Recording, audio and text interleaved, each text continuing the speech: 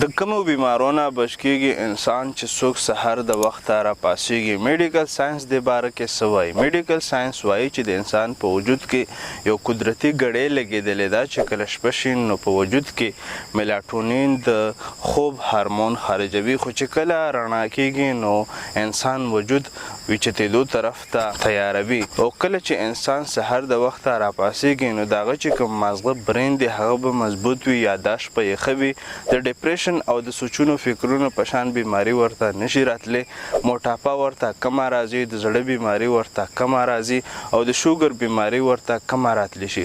د دې سره په سحر کې کمیر چې لګیږي د هغې نه یو طاقت انسان ته میلاویږي، کوم ته چې وټامن ډي ویلی شي چې د هډوکي چې کومه کمزورتیا ده هغه کموي او دردونه کموي چې دا به ورته هم میلاویږي.